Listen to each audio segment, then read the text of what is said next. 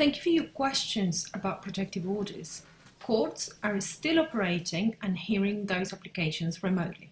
If you are considering making an application for a non-molestation order, contact us for help and support, or check our website for links to local and national organisations that can help you make those applications.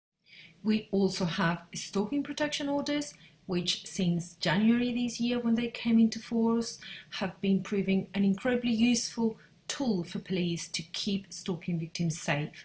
These orders can impose restrictions as well as positive obligations to make sure that we can keep victims safe in Sussex. If you are concerned about stalking, please report to Sussex Police on 999 in an emergency, 101 in a non-emergency, or online. They will be able to consider a stalking protection order for you if you are at risk. During a stalking campaign is horrific for anyone, but having your day-to-day movements monitored with no knowledge on how the perpetrator is doing this can be very, very frightening. If you're not being physically followed and watched everywhere that you go, then there is a possibility that you're being tracked by means of electronic surveillance. That can include embedded apps in phones like Find My Phone, or Find My as it's now called, and the similar ones on Android platforms. Apps that are also added to the device. If you don't lock Google down, it will keep a record of everywhere that you travel. Or you can get physical tracking devices that are put onto cars. They can be put onto prams, into bags, all kinds of possessions that will go around anywhere with the perpetrator's victim.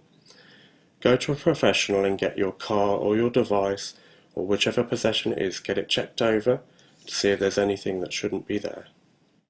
Some of you have also been asking if Sussex Police will respond to stalking reports during the lockdown. Let me reassure you that our police partners will continue to treat stalking as a force priority, and if you call and report, they will respond. However, if you feel that at the moment you can't report or you won't report, or this is not the right time for you, our service is here to help you whether or not a crime has been reported to the police.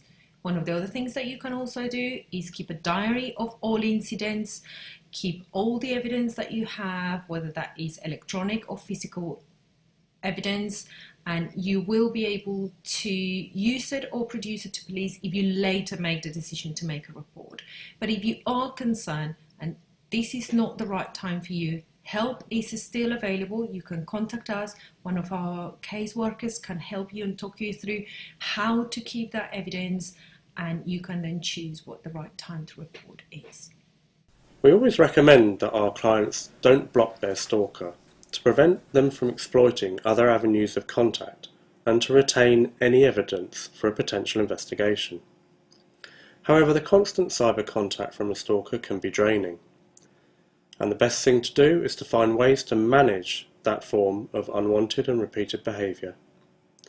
At Veritas, our advice to manage this is to mute the person sending the constant messages on whichever app that happens to be.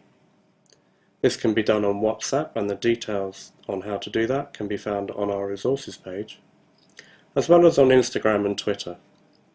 And the sender will have no idea that you have muted them. On Facebook Messenger, the contact can be ignored, but this will have exactly the same effect.